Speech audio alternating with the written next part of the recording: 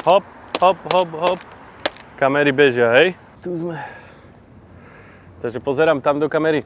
Pozri mi ešte len tak, že či dobre tak sedím, alebo či ma vidno. Sfoď mi, no, prosím ťa.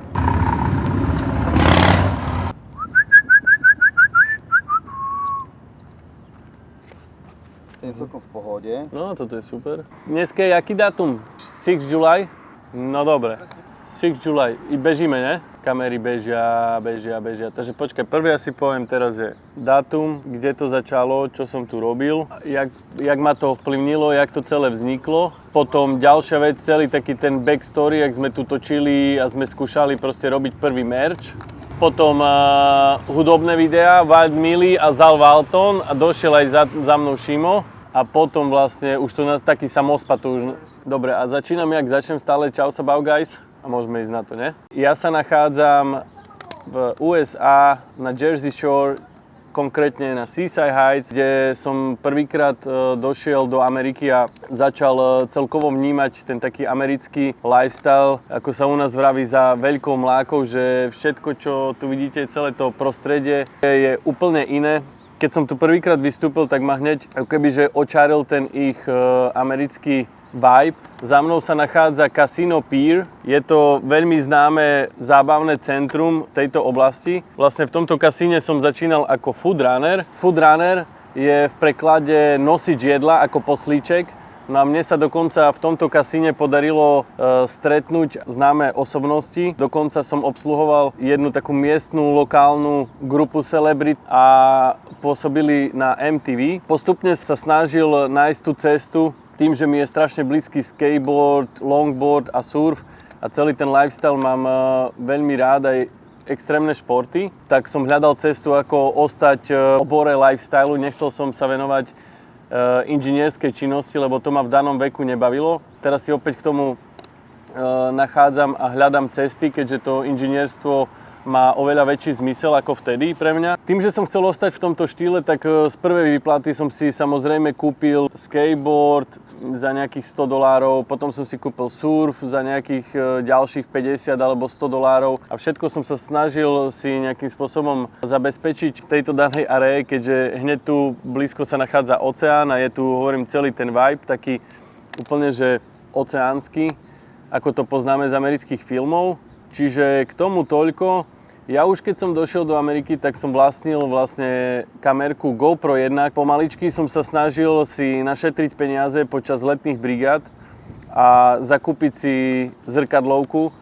Pôvodne som stále myslel, že budem veľa fotiť a budem hlavne fotograf, ale nastala vtedy taká revolúcia medzi DSLR, medzi zrkadlovkami a celkovo medzi foťakmi, že Canon 600D prišla ako prvá taká zrkadlovka, ktorá mala vyklopný displej a vtedy začali už dávať aj do foťákov, ako ich my poznáme, tlačítko rekord, čiže sa už dalo aj na nich natáčať. Ja som chcel byť pôvodne fotograf, k čomu sa aj teraz tak pomaličky troška viacej vrácam, že začína ma viacej baviť fotka a veci s ňou spojené, keďže to má veľmi úzky súvis aj s videom. Začal som prvýkrát točiť. Keďže sme bývali tu v takom maličkom domčeku, kde nás bolo strašne veľa a nebol som si istý, že keď investujem toľko veľa peňazí do kamery, že mi príde, tak som sa spoľahol na môjho veľmi dobrého a postupne blízkeho kamoša, s ktorým udržiavam kontakt v Amerike doteraz a on mi s tým pomohol.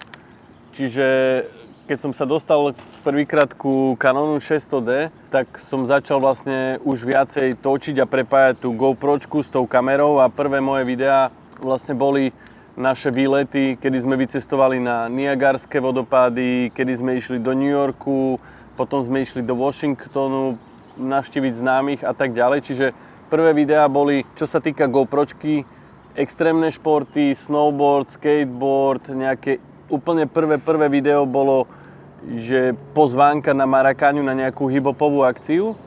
No a potom postupne hovorím, ako som prichádzal na to, že ma to stále viac a viac baví a že vlastne sa stretávam so zaujímavými ľuďmi a že je to nejakým spôsobom taká lifestyleová vecička, ktorá ma naplňa a baví a necháva za mnou nejakú stopu, tak som sa začal tomu venovať naplno. No a dnes sa tomu venujem už 14 rokov, čo mi ani neviem ako zbehlo, lebo keď robíte prácu, ktorá vás baví, tak hovorím, ten čas plynie úplne, že ako keby, že sám. A pak ani by som nepovedal, že v dnešnej dobe sa tomu venujem už 14. rok a tuto všetko za mnou. Tak ako si ja pamätám, že malo taký úplne iný spád, že som sa rozhodol, že si povedal, OK, tak idem do toho, idem to robiť all in a že raz budem úspešný, dúfam, ešte verím tomu aj v Amerike. Momentálne tu mám natočených len pár nejakých videí, ktoré si myslím, že tiež stoja za to, ale nie je to nič, čo by... Sú to skôr všetko videá, ktoré sú pre mňa vnútorne hodnotové.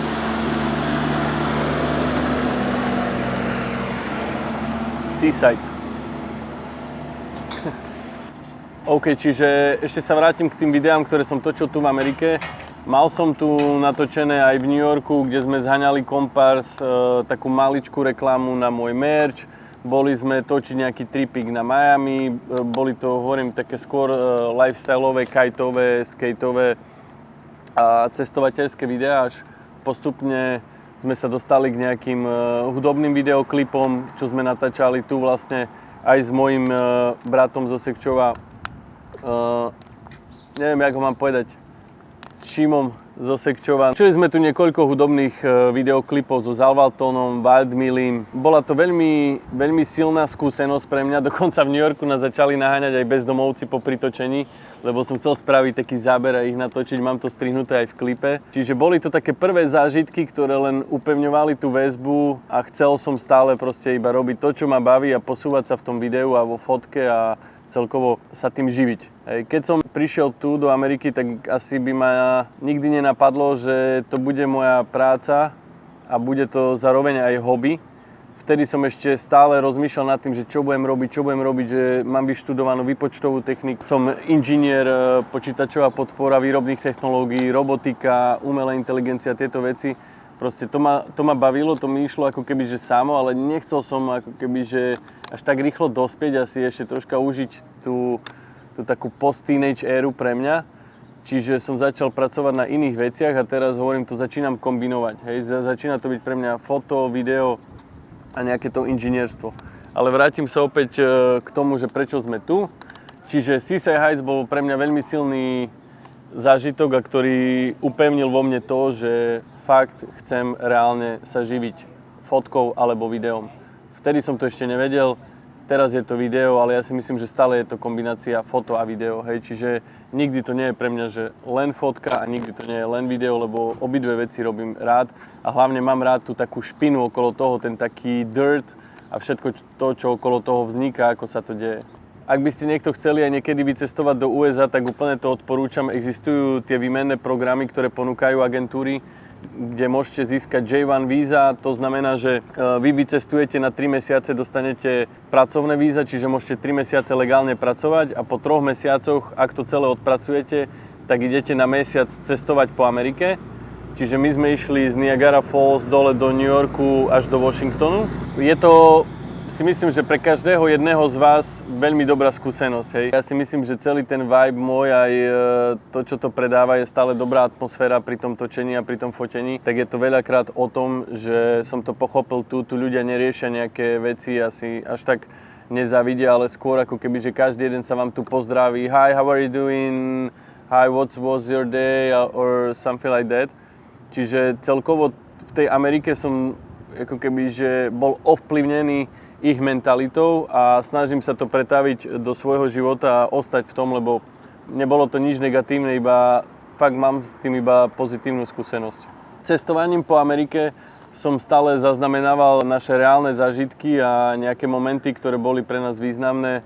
Hovorím ešte raz, boli sme na Niagarských vodopádoch, vo Washingtone, v New Yorku.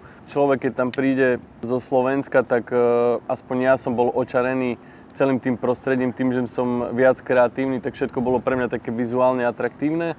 A potom som to následne až o rok v zime niekedy strihal, lebo tých dát bolo veľa, však trebalo sa učiť atď. Postupne som sa tu začal do Ameriky vrácať, keďže mi to ako keby že chýbalo a videl som tu taký iný mindset a celý ten progres. No a postupom času, hovorím, prvýkrát som tu bol v roku 2011, až v roku 2000, na prelome 2014 a 2015 som prvýkrát vyslovil vlastne slovíčko čau sa bav. To bolo tiež na takom inom výlete, na ktorý som sa dostal skrz kameru. Boli sme na Dubai Shopping Festivale v Dubaji s tanečnou skupinou z Prešova, veľmi známou. Tam som išiel tiež len vďaka kamere pre nich zaznamenávať a robiť video. Tu som začal točiť a vďaka tomu točeniu som sa dostal na miesta, ktoré by som sa asi nikdy nedostal. Tá práca je zaujímavá tým, že fakt, že spoznávate zaujímavých ľudí, dostanete sa na zaujímavé lokality, kde by vás inde nepustili a môžete to prežiť niekedy takisto ako, ja neviem, už či nejaká hviezda alebo nejaký proste človek, reper, športovec, alebo pre každého niekto iný významný cyklista, alebo je to úplne jedno. Alebo je to nejaká zaujímavá fabrika, kde sa niečo vyrába. Ja túto prácu milujem a odporúčam to každému. Robte to, čo vás baví a hľadajte to dlhodobo. Snažte sa to asi v živote nájsť, lebo je to dosť podstatné. Ja som sa tu začal potom vlastne do Ameriky vrácať odstupom času každý rok na 2-3 mesiace, lebo existujú aj ESTA víza, ktoré sú turistické na 90 dní. Čiže môžete stráviť 90 dní v Amerike. Už nemôžete pracovať, ale môžete tu cestovať. Čiže pocestoval som, bol som dosť veľakrát na Miami, bol som veľakrát v New Yorku. Dokonca sme točili aj nejaké videá v Kalifornii, v LA pre jednu fitness firmu. Čiže tu vznikali začiatky, tu som pochopil celý ten vibe a tu som ako keby že ostal z toho úplne že rozbavsený v hlave. Počkaj. Čiže tu v Amerike som celkovo nielen nasal taký americký vibe a ich takú tú pozitivitu a hovorím celkovú tú atmosféru, to musíte hlavne zažiť. Ja som mal tú možnosť, za čo som vďačný, no a tým, že som sa tu potom častejšie vracal a cestoval do Ameriky a vycestoval tu opäť s technikou za účelom vzdelávania sa a točenia, tak sa mi podarilo dostať aj k Joeymu Spikeovi, čo je typek z Atlanty, ktorý točil klipy a aktuálne tvorí filmy a videá pre rôznych známych reperov. Dokonca bol tam v jeho portfóliu aj Future. Čiže Joey mal takú ponuku kurzu na Miami, že za $500 na deň sa môžete uňho zúčastniť na natáčaní videoklipu. Ja som bol z toho úplne hotový, mňa to prekvapilo, že wow, že sa môžem dostať takému človeku.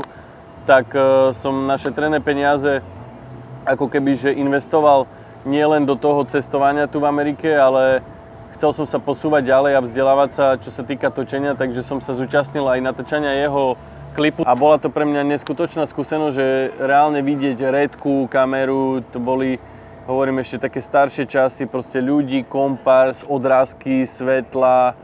Na Miami sa mi podarilo s ním aj točiť, dokonca sme aj v úzkom kontakte doteraz a sme v spojení. Čiže uvidíme, čo možno ešte spolu v blízkej budúcnosti alebo v budúcnosti vymyslíme. Hej, len hlavne mne len ide o to, že aby ľudia robili, čo ich baví a že by proste sledovali, ako keby, že sa snažili spraviť všetko preto, aby boli úspešní. Takže toto je veľmi v skrátke povedaný nejaký môj príbeh, ktorý začal tu za mnou a ovplyvnil celú ďalšiu moju víziu a tvorbu v nasledujúcich rokoch. Ja by som vám len chcel asi povedať, že fakt sa snažte nájsť niečo, čo vás baví, čo vás naplňa a postupne sa dostanete asi tam, kam by ste chceli. Ja som to musel pochopiť až tu, na tomto mieste a je to pre mňa niečo fakt, že veľmi vzácne sa tu rokmi vrácať a preto som vám to chcel aj povedať tu, kde to všetko tak vznikalo. Samozrejme tie prvé začiatky a to celé ako keby, že natáčanie a fotenie vzniklo v iných príbehoch, ktoré som vám už vravel, že na začiatku ma inšpiroval detko ako umelec, potom to je Sekčov, sídlisko, kde som vyrástal, kde sme začali točiť úplne, že street life a hudobné videoklipy. No a potom k tomu patrila samozrejme nejaká rally, nejaké auta. No a potom ten hlavne taký ďalší level, taký zlomový, kedy som prišiel fakt reálne pobláznený z toho, že to idem robiť domov, nastal tu, v tejto aree a na tomto mieste. No ale čo mňa ešte upevnilo a celkovo nastavilo, aby som pokračoval ďalej, boli samozrejme technológie, keďže som študovaný inžinír, jak sa vraví, no a videl som v tom také prepojenie vizuálno-technických vecí dokopy. Čiže to fotenie a točenie bolo pre mňa stále zaujímavé a práve nastala taká technologická éra, kedy sa to lámalo a vznikali brutálne veci ako drony, vznikli prvé gimbaly, prišli stabilizátory a celkovo sa to začalo ako všetko meniť, už len tým, ako som vravel, že na kamere, reálne na fotoaparáte pribudlo tlačítko rekord a pokračuje to dodnes. Ten trend je, že všetko sa robí na zrkadlovky, pomaličky podľa mňa už odchádza, všetko sa bude robiť na mobily a na mobilné telefóny. Čiže nastala taká revolúcia v celej tej technológii a mne sa to extrémne zapáčilo. Hovorím, boli to pre mňa úplne že prvé skúsenosti vôbec využitia všetkých tých výdobytkov technológií a tých prvkov, ktoré som na Slovensku nemal možnosť vôbec ani vyskúšať, ani vidieť a ani ako keby, že si ich ani dovoliť, lebo boli všetky drahé. Čiže ani sa toho nejakým spôsobom dotknúť a priblížiť. A tuto všetko začalo a dnes dokonca dokážete aj do maličkého ruksáku všetko zmestiť to, čo vtedy bolo úplne že extrémne veľké a náročné vôbec to zohnať, kúpiť a celé poskladať dokopy.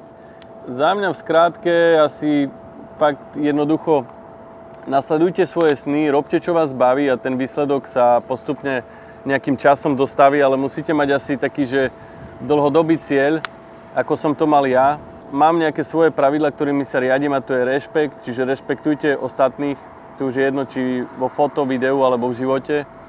Musíte mať nejaký svoj charakter, čiže mali by ste mať vybudovanú nejakú svoju personality a s tým sa vám buduje postupne rokmi aj celý taký nejaký personálny brand a ako vás ľudia vnímajú, čo je u mňa si myslím, že veľa ľudí nevie, ako sa reálne volám, ale vedia, že čau sa bav.